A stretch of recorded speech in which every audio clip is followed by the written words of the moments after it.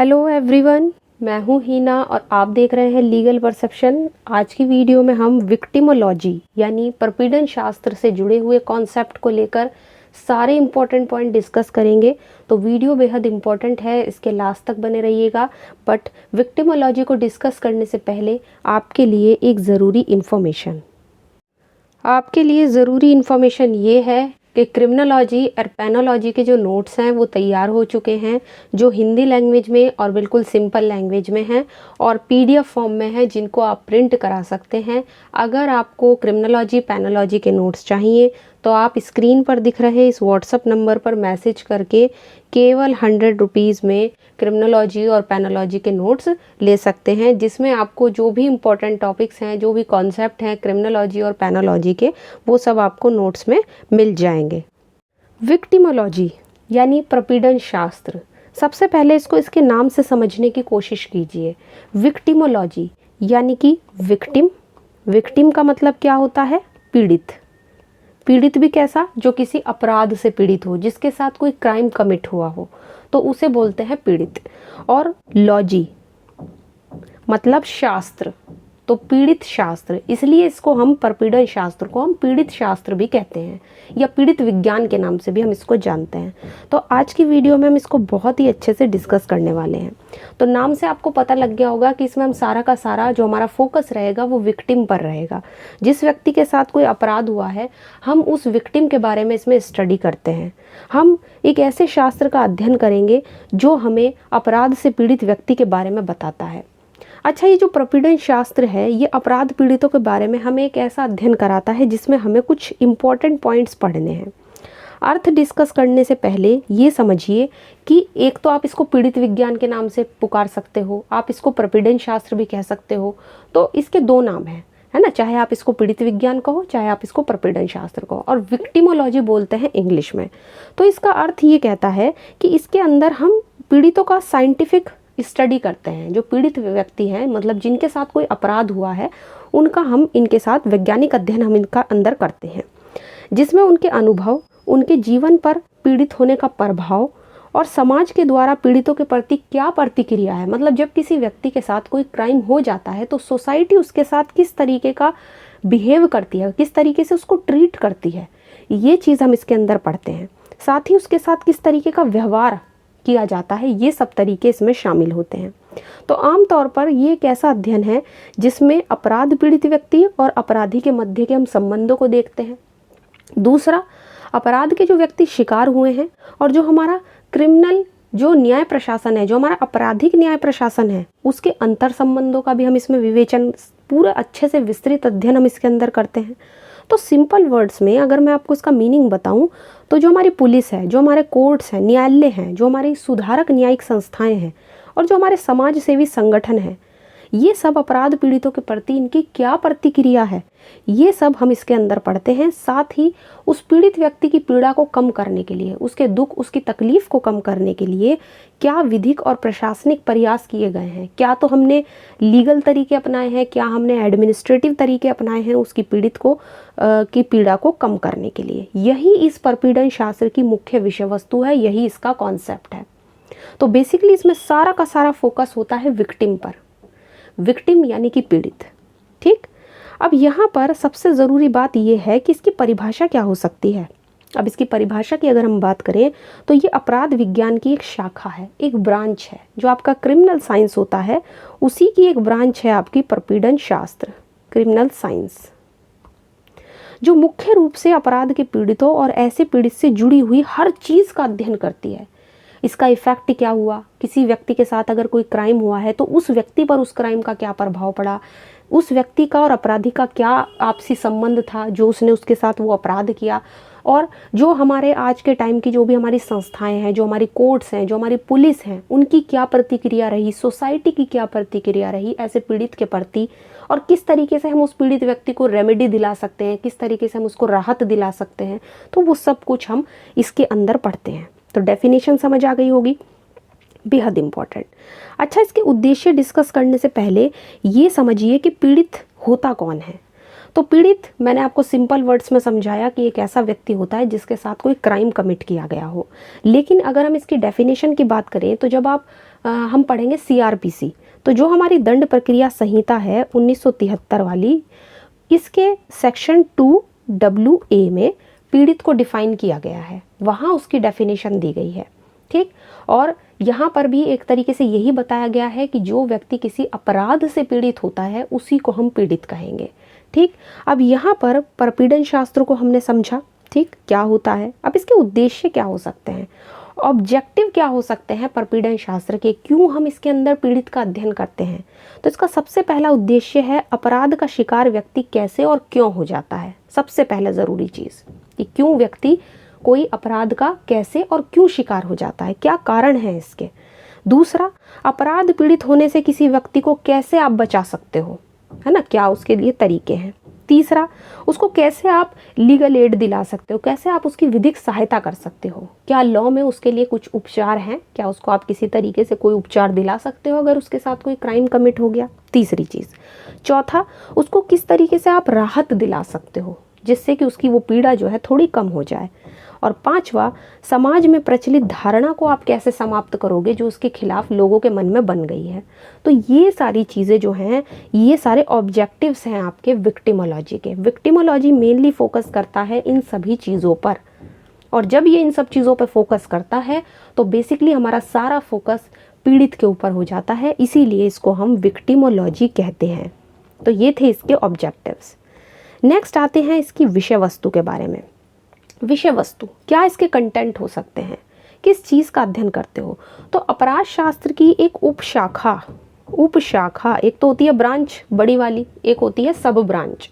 तो अपराध शास्त्र की एक सब ब्रांच के रूप में आप इस प्रपीड़न शास्त्र को अपराध शास्त्र की एक उपशाखा भी कह सकते हो। इसके संबंध में इसकी विषय वस्तु में क्या क्या चीज़ें शामिल की गई हैं इसको समझो। सबसे पहले बलीकरण। बलीकरण मीन्स विक्टिमाइजेशन। कोई व्यक्ति पीड़ित कैसे हुआ, कैसे वो किसी अपराध का पीड़ित बना, कैसे वो विक्टिम बना, इस चीज़ का अध्ययन हम इसके अंदर करते हैं। दूसरा, अपराध पीड़ित और अपराधी के आपसी संबंध क्या हैं, उनके कोरिलेशन के बारे में। तीसरा, अपराध पीड़ितों का वर्गीकरण, उनका क्लासिफिकेशन, कितनी तरह के क्राइम विक्टिम्स हो सकते हैं, कितनी तरह के अपराध पीड़ित व्यक्ति हो सकते हैं, वो हम इसके अंदर अध्ययन करते हैं। चौथा, आपराधिक न्याय प्रशासन का दायित्व क्या है, उसकी क्या लाइबिलिटी है अगर किसी व्यक्ति के साथ कोई क्राइम हो गया, ये हम इसके अंदर अध्ययन करते हैं। 5वें नंबर पे आता है अपराध पीड़ित और प्रचार प्रसार माध्यम। यानी कि अगर कोई व्यक्ति क्राइम का विक्टिम हो जाता है, किसी के साथ कोई क्राइम हो जाता है और वो व्यक्ति विक्टिम हो, वो पीड़ित हो, तो उसके संबंध में प्रचार प्रसार माध्यम यानी जो हमारा टेलीविज़न है, जो हमारी न्यूज़ वगैरह है, उनका उनसे क्या लिंक है और वो किस तरीके से उस व्यक्ति के बारे में लोगों तक उसकी बात को पहुंचाते हैं। तो ये सारी चीज़ें। इसके बाद सामाजिक प्रतिक्रिया, आपकी सोसाइटी का उस व्यक्ति के प्रति क्या प्रतिक्रिया है, क्या नज़रिया है जो व्यक्ति एक क्राइम विक्टिम है, एक अपराध से पीड़ित है। नेक्स्ट है प्रतिकारात्मक प्रतितोष। अब उसको क्या आप कंपनसेटरी रिलीफ दिला सकते हो, क्या आप उसको कंपनसेशन दिला सकते हो अगर कोई व्यक्ति क्राइम विक्टिम है। तो ये सारी विषय वस्तु हम अध्ययन करते हैं विक्टिमोलॉजी के अंदर। ऑब्जेक्टिव्स बिल्कुल अलग हैं, कॉन्सेप्ट बिल्कुल अलग है, और यहाँ पर हमने देखा कंटेंट भी बिल्कुल अलग है। तो सारा का सारा फोकस मेनली विक्टिमोलॉजी का होता है एक पीड़ित के ऊपर जो क्राइम विक्टिम है, मेनली जो है आपका अपराध पीड़ित। अब थोड़ा सा जान लेते हैं विक्टिमोलॉजी के हम हिस्टोरिकल बैकग्राउंड के बारे में। तो सबसे पहले विक्टिमोलॉजी की अगर हम बात करें तो अपराध शास्त्र की एक शाखा के रूप में कि कैसे हमें अपराध से पीड़ित व्यक्तियों का अध्ययन करना है, इसी से संबंधित जो आपकी विक्टिमोलॉजी है इसकी शुरुआत हुई थी 20वीं शताब्दी में, लगभग 1940 के। तो 1940 के लगभग 20वीं शताब्दी में इसकी शुरुआत होती है। और 3 ऐसे विख्यात क्रिमिनोलॉजिस्ट थे, ये बहुत ही प्रसिद्ध थे तीनों, मेंडलसोन, वॉन हेंटिंग और वुल्फगैंग। ये तीनों जो हैं इन्होंने अपराध पीड़ितों को एक ऐसे व्यक्ति के रूप में निरूपित किया जिन्होंने अपने विक्टिमाइजेशन को यानी कि अपने साथ होने वाले अपराध में को इन्होंने खुद इनवाइट किया था। कहने का मतलब ये है कि ये जो तीनों क्रिमिनोलॉजिस्ट हैं इन्होंने एक क्राइम विक्टिम को जिसके साथ कोई अपराध हुआ है उसको इन्होंने एक ऐसे व्यक्ति के रूप में निरूपित किया है कि इन लोगों ने जिनके साथ अपराध हुआ है उन्होंने खुद अपने साथ होने वाले अपराध अपराध को इन्होंने खुद इनवाइट किया था, खुद इनविटेशन दिया था कि हमारे साथ अपराध होगा। तो इस तरीके से इन्होंने डिफाइन किया है। हालांकि जो मेंडलसोन हैं इन्होंने अपराध पीड़ितों के द्वारा खुद को संकट में डालने की संज्ञा दी थी। इन्होंने कहा था कि जिन लोगों के साथ भी अपराध होता है या कोई क्राइम होता है तो वो ऐसे लोग होते हैं जो खुद अपने अपराध करने को, कि हमारे साथ अपराध हो, ये खुद आमंत्रित करते हैं, है ना, खुद इनवाइट करते हैं। शुरू में तो जो अगर हम परपीड़न शास्त्र की व्याख्या की बात करें तो शुरू तक तो सारी चीज़ें यहीं तक सीमित थी, केवल क्राइम विक्टिम तक फोकस था। लेकिन बाद में धीरे धीरे आपकी विक्टिमोलॉजी की जो शाखा है वो बढ़ती चली गई, इसका विस्तार बढ़ता चला गया। और अब क्या होता है कि ऐसा नहीं है कि आप सिर्फ विक्टिम पर ही मतलब सारा फोकस रखोगे, बल्कि और भी कई सारी चीज़ों पे हम फोकस करते हैं। जैसे कि अभी हमने पढ़ा कि आपराधिक न्याय प्रशासन का क्या दायित्व है, या क्या आप क्राइम विक्टिम को कंपनसेटरी रिलीफ दिला सकते हो, क्या आप उसको प्रतितोष दिला सकते हो, है ना। एक और एग्जाम्पल इन्होंने दिया है कि मान लो अगर कोई व्यक्ति भीड़ से भरी हुई बस में या ट्रेन में यात्रा कर रहा है और वो जेब में नोटों की गड्डी लिए हुए है। अब नोटों की गड्डी को बाहर निकालता है, बस में बैठा हुआ है या ट्रेन में बैठा हुआ है जहाँ पे बहुत सारे लोग उसको देख रहे हैं। अब वो गड्डी पे बार बार नोट गिनता है। तो इससे इनका कहना था मेंडलसोन का कि ऐसे व्यक्ति के साथ बिल्कुल ये संभव है कि हो सकता है कोई उसका बटुआ मार ले, कोई उसका पॉकेट मार ले, कोई उसके पैसे की चोरी कर ले। तो यहाँ पर इन्होंने कहा है कि ऐसे लोगों के साथ अगर कोई क्राइम, कोई ऑफेंस होता है तो इसके लिए वो लोग खुद जिम्मेदार होते हैं, जो खुद अपराध को आमंत्रित करते हैं, उसको खुद उन्होंने मतलब बुलावा दिया है। तो इसी तरीके से इन्होंने ये कुछ ऐसे एग्जाम्पल दिए हैं। इसी तरीके से इनका ये भी कहना था कि मान लीजिए कोई महिला है, अब वो सुनसान जगह पे खड़ी है, ठीक, और मतलब उसने कपड़े वगैरह ऐसे पहने हुए हैं कि वो एक पब्लिक एरिया में खड़ी है, तो ऐसा हो सकता है कि उसके साथ छेड़छाड़ की घटनाएं हो। ये तो आम बात है कि उसके साथ छेड़छाड़ की घटना हो सकती है। तो ये कुछ ऐसे एग्जाम्पल्स देने हैं मेंडलसोन की तरफ से दिए गए हैं। इन्होंने कुछ इसलिए इन्होंने कहा है कि जब किसी व्यक्ति के साथ कोई अपराध होता है, कोई व्यक्ति क्राइम विक्टिम बनता है, तो कहीं ना कहीं उसका भी दोष होता है, क्योंकि कुछ व्यक्ति ऐसे होते हैं जो अपने साथ होने वाले अपराध को खुद आमंत्रित करते हैं। खैर ये तो मेंडलसोन का था। लेकिन उसके बाद 20वीं शताब्दी में जैसे जैसे प्रपीड़न शास्त्र का विकास हुआ तो इसके मध्य में ही ये दोनों ही वॉन हेंटिंग और मेंडलसोन इन्होंने थोड़ा सा साइंटिफिक अप्रोच अपनाया और ये बताया कि इसके कार्य कारण के बीच में क्या संबंध है, मतलब इस चीज़ का भी इन्होंने अध्ययन किया। तो धीरे धीरे जब इसका विकास होता गया आपकी विक्टिमोलॉजी का, तो विक्टिमोलॉजी के डेवलपमेंट के साथ साथ ही धीरे धीरे ये जो शाखा है, ये जो आपकी विक्टिमोलॉजी है, ये सिर्फ यहीं तक सीमित नहीं रही कि अपराध और अपराध पीड़ित का आप इसमें अध्ययन करो, बल्कि बहुत सारी चीज़ें इसमें ऐड होती गई। और अब आज के टाइम में आप देखो तो विक्टिमोलॉजी जो है वो एक बहुत ही विस्तृत अध्ययन हम इसके अंदर करते हैं। अभी हमने इसके कंटेंट डिस्कस किए हैं, इसके ऑब्जेक्टिव्स हमने डिस्कस किए हैं, तो हम देख ही सकते हैं कि कितना ज़्यादा इसके ऑब्जेक्टिव्स जो हैं वो कितने ज़्यादा वाइड हैं। आप देख सकते हो ऑब्जेक्टिव में हमने कितनी सारी चीज़ें पढ़ी। हमने पढ़ा है कि हम उसको विधिक सहायता कैसे दिलाएंगे, हम पीड़ित को, उसको राहत कैसे हम दिला सकते हैं, सोसाइटी में उसके प्रचलित जो भी धारणाएं बन गई हैं क्राइम विक्टिम के, उनको हम कैसे ख़त्म करेंगे। तो ये सारी चीज़ें पहले ऐड नहीं थी, बल्कि विक्टिमोलॉजी का जो दायरा है वो समय के साथ साथ बढ़ा है। जिस टाइम पे ये शुरू हुआ था 90th सेंचुरी या उससे पहले, तो उस टाइम पे इसमें ऐसा नहीं था, इसका जो दायरा था वो बहुत ही सीमित था। बट अब इसके ऑब्जेक्टिव्स, इसके कंटेंट को देखकर हम ये कह सकते हैं कि आज के टाइम में विक्टिमोलॉजी का विकास बहुत ही काफ़ी हद तक बहुत ही विस्तृत हो गया है। अब हम डिस्कस करेंगे परपीड़न शास्त्र के विभिन्न सिद्धांतों के बारे में। अलग अलग थ्योरीज हैं विक्टिमोलॉजी की, इनको हम डिस्कस करेंगे। पहली थ्योरी है पीड़ित अवक्षेपण का सिद्धांत, जिसको हम बोलते हैं विक्टिम प्रिसिपिटेशन थ्योरी। ये जो आपकी थ्योरी है विक्टिम प्रिसिपिटेशन थ्योरी यानी पीड़ित अवक्षेपण का सिद्धांत, ये अपराध के प्रति जो नेगेटिव सोच उभर कर आई है, जो नकारात्मक सोच है, उसके कारण अस्तित्व में आई है। इस थ्योरी के अनुसार कोई भी व्यक्ति जब किसी के साथ अपराध होता है तो वो उसके लिए कहीं ना कहीं खुद जिम्मेदार होता है। इसको हम एक एग्जाम्पल से समझते हैं जो इस थ्योरी का मानना है।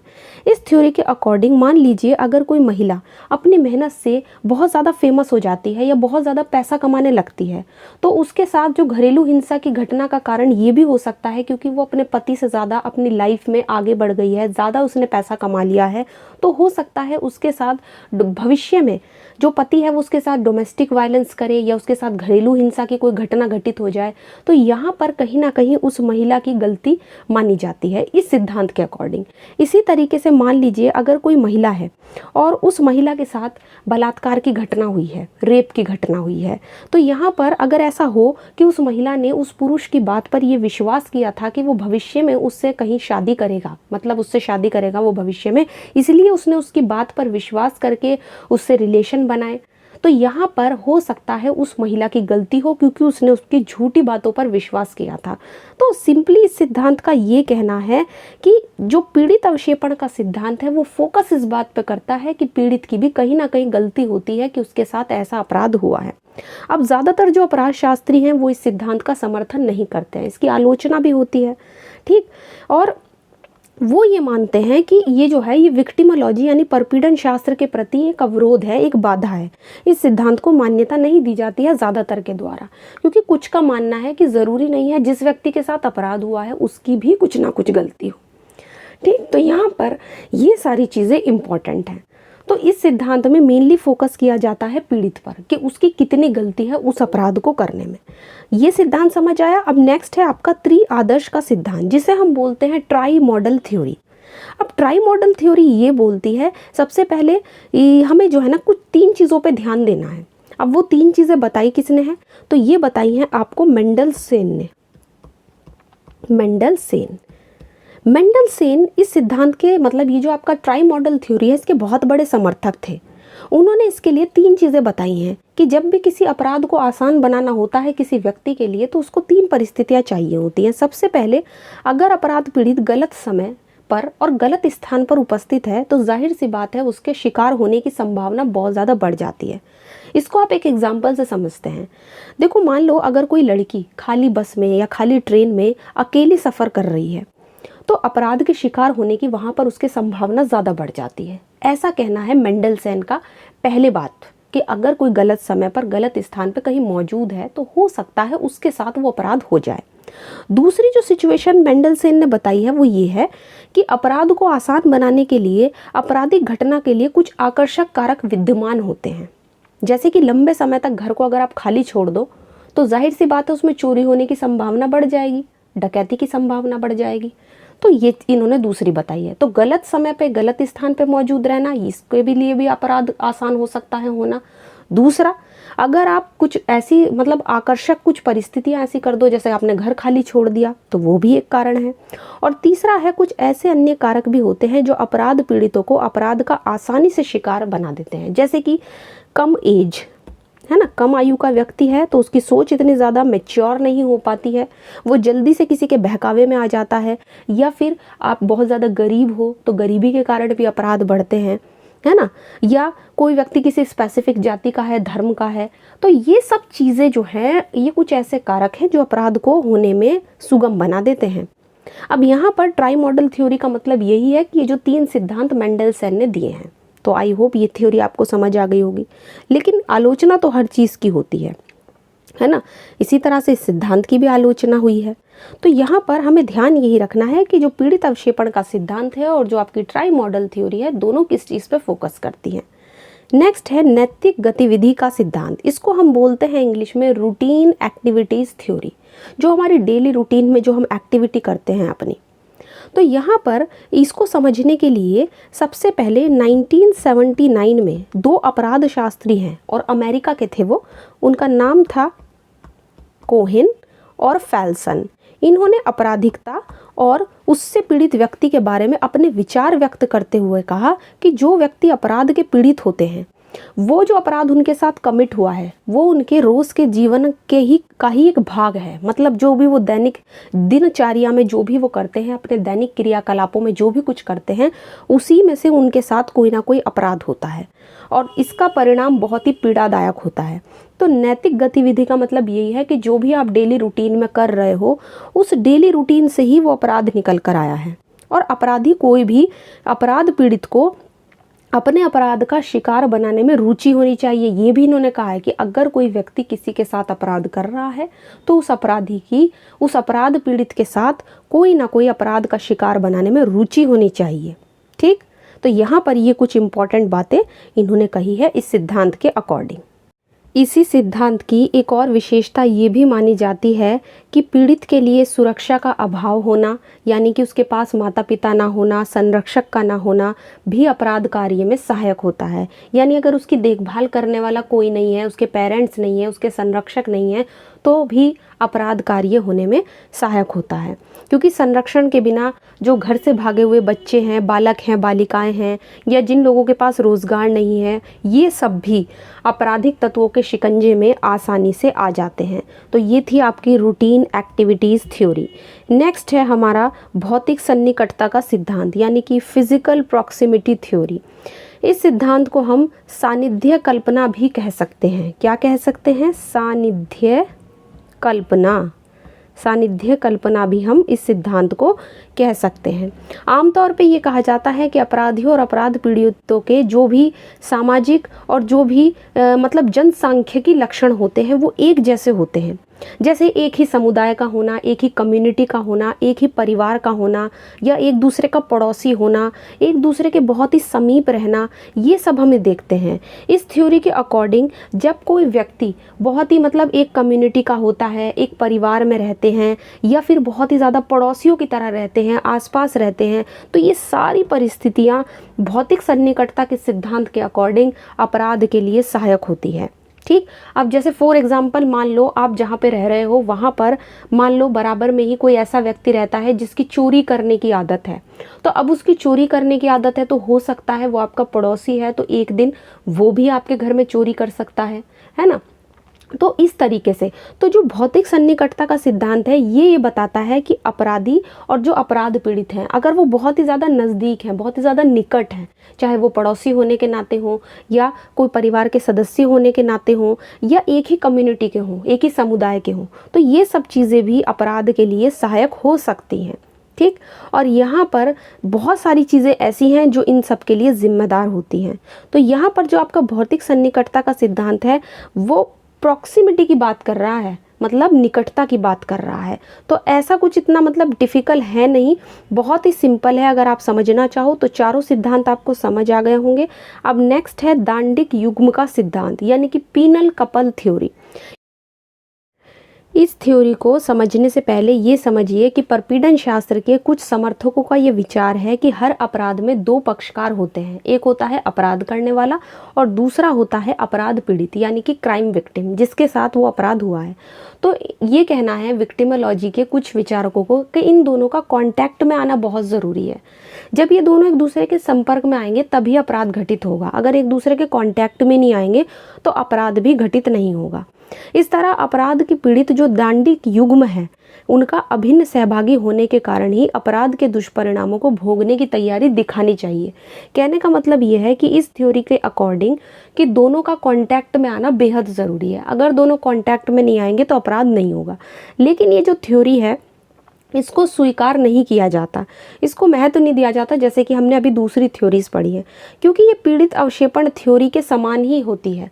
मतलब ये बिल्कुल इससे मिलता जुलता सिद्धांत है जो हमने अभी पढ़ा था विक्टिम प्रिसिपिटेशन थ्योरी से, तो इसलिए इसको महत्व नहीं दिया जाता। इसलिए जो आपका विक्टिमोलॉजी है उसमें सिर्फ ये 4 ही मेजर थ्योरीज मान्य हैं। इस थ्योरी को हम ऐसे ही पढ़ रहे हैं क्योंकि अगर कहीं आ जाए तो आपको लिखना पड़ जाए तो आप लिख सकते हो, इसीलिए इसको दांडिक युग्म की संज्ञा भी नहीं दी जाती, इसको बिल्कुल मान्यता नहीं है, इसकी काफ़ी आलोचना की जाती है क्योंकि बिल्कुल सेम ये बात करता है पीड़ित अवक्षेपण थ्योरी जैसा। तो यहाँ पर हमने 5 थ्योरीज को समझा। एक थ्योरी बोल रही है कि पीड़ित का दोष होता है वो खुद जिम्मेदार होता है। ट्राई मॉडल थ्योरी आपको 3 सिद्धांत बता रही है कि कोई कारक जिम्मेदार हो सकता है, कुछ आकर्षक चीज़ें जिम्मेदार हो सकती हैं या और भी कई सारी चीज़ें। और जो आपका नैतिक ये जो रूटीन एक्टिविटी थ्योरी है ये आपके रूटीन में ही अपराध को बता रही है कि कोई ना कोई ऐसा एक्ट या गतिविधि होती है जो अपराध में आता है। एक है आपका प्रॉक्सिमिटी सिद्धांत जो हमने अभी पढ़ा है, कहता है कि दोनों का एक तरीके से पड़ोसी या आसपास में होना बहुत ज़रूरी है। और दांडिक युग्म का सिद्धांत भी यही कह रहा है कि एक दूसरे के कांटेक्ट में आना ज़रूरी है। तो आई होप 5 थ्योरी आपको बिल्कुल क्लियर हो गई होगी विक्टिमोलॉजी की। और अब हम बात करते हैं क्राइम विक्टिम पर। क्राइम विक्टिम भी एक आपका अलग से कॉन्सेप्ट है और आता है, तो मुझे लगा मुझे इसी में आपको समझा देना चाहिए। तो क्राइम विक्टिम बेसिकली होता क्या है, तो जब कोई व्यक्ति अपराध से पीड़ित होता है तो उसको ही हम बोलते हैं क्राइम विक्टिम, ठीक है ना। अपराध पीड़ित का मतलब कोई भी व्यक्ति, कोई भी समूह, कोई भी वर्ग जो किसी के खिलाफ, जिसके खिलाफ कोई अवैध कार्य या अवैध लोप किया गया हो जिसके कारण उसको कोई पीड़ा हुई हो। तो सिंपली मैंने आपको समझाया था कि क्राइम विक्टिम एक ऐसा व्यक्ति होता है जिसके साथ कोई अपराध होता है। सिंपली आपको समझ आ गया होगा। लेकिन अब हम इनको भी 3 पार्ट में डिवाइड कर सकते हैं। क्राइम विक्टिम कितने होते हैं? क्राइम विक्टिम की देखिए अलग अलग कैटेगरी आपको देखने को मिलेगी अगर हम पिनोलॉजी की या क्रिमिनोलॉजी की बात करते हैं। तो आम तौर पर ये 3 कैटेगरी कौन सी हैं? सबसे पहले हैं प्राइमरी विक्टिम, जिनको हम प्राथमिक पीड़ित कहते हैं। दूसरे हैं आपके सेकेंडरी विक्टिम और तीसरे हैं आपके तृतीयक पीड़ित यानी टर्टियरी विक्टिम। अब इन तीनों को हम समझेंगे एग्जाम्पल के माध्यम से। देखो, जिस व्यक्ति के साथ खुद अपराध हुआ है वो तो हो गया आपका प्राथमिक पीड़ित। जैसे अगर किसी महिला के साथ रेप कमिट हुआ है तो वो जो महिला होगी वो उस अपराध की जो क्राइम विक्टिम होगी वो प्राइमरी विक्टिम होगी, ठीक। और दूसरे होते हैं गौण विक्टिम। गौण विक्टिम आप किसको कहोगे? गौण पीड़ित किसको कहोगे? जिसके साथ कोई अपराध हुआ है उसके कारण जिन लोगों ने पीड़ा भुगती है। जैसे कि जिस महिला के साथ रेप हुआ है तो उसकी जो संतान होंगी, उसके जो बच्चे होंगे, है ना, वो क्या होंगे? वो होंगे आपका सेकेंडरी विक्टिम यानी कि गौण पीड़ित। अब तृतीयक विक्टिम कौन से होते हैं? जो तृतीयक पीड़ित होते हैं ये वो होते हैं जो अपराध के बाद जो भी दुख, तकलीफ या पीड़ा जो उत्पन्न होती है उसके अलावा, पीड़ा दिक्कत तो होती है जब किसी के साथ कोई क्राइम हो जाता है, उसके अलावा जो उसके दुष्परिणाम होते हैं, जो उसके बुरे प्रभाव होते हैं, उसको भोगने के लिए जो लोग जिम्मेदार होते हैं वो आते हैं आपके तृतीय पीड़ित के अंदर। जैसे फॉर एग्जांपल मान लो कहीं पर सांप्रदायिक दंगे हो जाते हैं। अब दंगे में जो लोग मर जाते हैं, जो घायल हो जाते हैं, उनकी प्रॉपर्टी, घर को नुकसान होता है और कभी कभी उनको अपने घर को छोड़कर पलायन तक करना पड़ता है। तो यहाँ दंगे से पीड़ित व्यक्ति क्या हुए? आपके प्राइमरी विक्टिम हो गए, है ना, जिनके साथ वो अपराध हुआ। इसके अलावा जो उनके सगे संबंधी हो गए, जिनको उसके कारण तकलीफ उठानी पड़ी, वो हो गए आपके सेकेंडरी विक्टिम। और जबकि जो व्यक्ति बिना बात ही पलायन को करने को मजबूर है, अपना घर छोड़ने की नौबत उनके लिए आ जाती है, तो वो हो गए आपके तृतीय पीड़ित। तो किसी ना किसी रूप में अपराध का इन सभी लोगों पर प्रभाव पड़ता है। अब बात करते हैं क्राइम विक्टिम की डेफिनेशन की, कि सिंपली इसकी डेफिनेशन क्या है। मीनिंग हम समझ चुके हैं, जिसके साथ कोई अपराध होता है वो अपराध पीड़ित कहलाता है। लेकिन अगर हम इसकी सिंपली डेफिनेशन की बात करें तो आपका जो सीआरपीसी है, सीआरपीसी का जो सेक्शन 2AA है, ये मैंने अभी आपको स्टार्टिंग में बताया भी था कि वहाँ पर पीड़ित को डिफाइन किया गया है। तो एक ऐसा व्यक्ति है जिसे किसी अपराध के घटित होने के कारण सीधा प्रत्यक्ष तौर पे कोई हानि, कोई क्षति भुगतनी पड़ी हो। वो क्षति कैसी हो सकती है? वो क्षति कैसी भी हो सकती है, फिजिकली हो सकती है, मेंटली हो सकती है, या इकोनॉमिकली भी उसको नुकसान हो सकता है, रुपए या पैसे का। तो सिंपली पीड़ित एक ऐसा व्यक्ति होता है जिसके साथ कोई अपराध हुआ हो और उस अपराध के कारण उसे जो सीधे तौर पे कोई नुकसान हुआ है, वो चाहे तो उसे चोट पहुंची हो शारीरिक तौर पर, चाहे उसे मेंटली कोई नुकसान पहुंचा हो, है ना, कोई सदमा लगा हो या कुछ ऐसी दिक्कत आई हो, या फिर उसे रुपए पैसे का नुकसान हुआ हो। तो वो सारे ही नुकसान जो है जिस व्यक्ति को हुए हैं या इनमें से कोई एक दिक्कत तो किसी को हुई है, तो वो कहलाता है आपका पीड़ित। डेफिनेशन ध्यान रखनी है, सीआरपीसी के सेक्शन 2AA में इसकी पीड़ित की डेफिनेशन दी गई है। अब बात कर लेते हैं अपराध पीड़ित का एक अलग से वर्गीकरण। वो तो हमने सिंपली कैटेगराइजेशन देखा था। अब यहाँ पर जो अपराध शास्त्री हैं, जो बड़े बड़े क्रिमिनोलॉजिस्ट हैं, उन्होंने क्राइम विक्टिम को कितने पार्ट में डिवाइड किया है। तो यहाँ पे अगर हम इनके वर्गीकरण की बात करें तो सबसे पहला वर्गीकरण है निर्दोष अपराध पीड़ित। इसमें ऐसे व्यक्ति आते हैं जो गलत समय पर गलत जगह पे मौजूद होते हैं, मतलब वो बिल्कुल निर्दोष होते हैं, बिल्कुल इनोसेंट होते हैं। फॉर एग्जाम्पल, जैसे अगर कोई व्यक्ति ये जानते हुए कि किसी जगह पर सांप्रदायिक दंगे हो रहे हैं, फिर भी वो वहां पे मौजूद रहता है, तो वो उस समय गलत जगह थी, गलत स्थान था, गलत समय था, वो वहां पे मौजूद रहा, तो हो सकता है उसके कारण वो भी उस दंगे से प्रभावित हो जाए, उसको भी कुछ ना कुछ चोट आ जाए। तो यहाँ पर हो गए आपके निर्दोष अपराध पीड़ित। नेक्स्ट आते हैं अवसादग्रस्त पीड़ित, जिसे क्रिमिनोलॉजिस्ट ने डिवाइड किया है। यहाँ पर अवसादग्रस्त का मतलब होता है डिप्रेसिव विक्टिम्स, ऐसे अपराध पीड़ित जो खुद की लापरवाही और दूसरों पर भरोसा करने के कारण अपराधी के अपराध का शिकार हो जाते हैं। ठीक, मतलब अपनी लापरवाही है उस व्यक्ति की कुछ ना कुछ, या सामने वाले पे उसने भरोसा किया। फॉर एग्जाम्पल, नौकरी या काम दिलाने के बहाने अगर कोई व्यक्ति किसी को ठग लेता है, तो उसने, सामने वाले ने उस पर भरोसा किया कि तुम मुझे नौकरी दिलाओगे, इसलिए मैंने तुम पे विश्वास किया। अब उसने जो आपके साथ विश्वास किया, तो जो जिसके साथ वो विश्वासघात हुआ है वो हो गया आपका अवसादग्रस्त पीड़ित। ठीक, तीसरे होते हैं धन लोलुप पीड़ित, इनको बोलते हैं ग्रीडी विक्टिम्स, जिनके अंदर थोड़ा लालच होता है। तो कुछ व्यक्ति लालची प्रवृत्ति के होते हैं और पैसे के लालच में ही ज़्यादा पैसा इकट्ठा करना चाहते हैं। ऐसे व्यक्ति धन के लालच के कारण भी अपराध के शिकार हो जाते हैं, है ना। जैसे कि मान लीजिए कोई व्यक्ति ये चाहता है कि मैं ज़्यादा पैसे कमाऊं, इस पैसा कमाने के चक्कर में वो रिश्वत लेने लगता है। अब रिश्वत लेने के बाद अगर उसको पकड़ लिया जाए तो वो हो गया अपराध का शिकार, क्योंकि उसके अंदर पैसे का लालच था। तो यहाँ पर ये भी एक कैटेगरी है आपके क्राइम विक्टिम की, जो क्रिमिनोलॉजिस्ट ने बांटी है। चौथी कैटेगरी है स्वैरिता पसंद पीड़ित, यानी कि वेंटन टाइप पीड़ित। ये वो व्यक्ति होते हैं जो जीवन के जो तनाव होते हैं, जो डिप्रेशन होते हैं, उससे जल्दी ही मतलब विचलित होने के कारण अपराध का शिकार हो जाते हैं। जैसे कम उम्र के लड़के या लड़कियां जो स्वभाव से बहुत ही मतलब उच्छृंखल प्रवृत्ति के आप कह सकते हैं, और वर्तमान समय में नए नए टाइप की जो आपकी जो फैशन वगैरह में चेंज हो रहे हैं, जो मॉडर्नाइजेशन हो रहा है, उसके कारण कहीं ना कहीं जो प्रभाव पड़ रहा है नए युवक और युवतियों पर, इस कारण भी अपराध की संख्या में बढ़ावा मिलता है। तो ये होते हैं स्वैरिता पसंद, है ना, बदलते मॉडर्नाइजेशन के साथ अपने आप को जो जल्दी से ढाल लेते हैं। नेक्स्ट है यातना भोगी पीड़ित, इनको इंग्लिश में बोलते हैं टॉर्मेंटर विक्टिम्स। टॉर्मेंटर विक्टिम्स ऐसे व्यक्ति होते हैं जो एक बार अपराध की बलि चढ़ जाने के बाद भी, मतलब एक बार उनके साथ कोई अपराध हो गया, फिर अपराधी से चंगुल से वो छुटकारा पाने में साहस ही नहीं कर पाते। एक बार फंस गए किसी अपराधी के चंगुल में, फिर भी वहीं फंसे हुए हैं और फिर दोबारा अपराध के शिकार हो जाते हैं। जैसे कि अगर कोई महिला है और वो बहुत ही ज़्यादा भावनात्मक रूप से कमज़ोर है, वो एक बार रेप की शिकार हो जाती है, फिर उसे डर रहता है कि कहीं सोसाइटी उसे एक्सेप्ट करेगी या नहीं करेगी, और फिर वो कलंकित जीवन बिताने लगती है लोक लाज के डर से। तो इसमें आते हैं आपके यातना भोगी, जो लगातार यातना भोगते रहते हैं।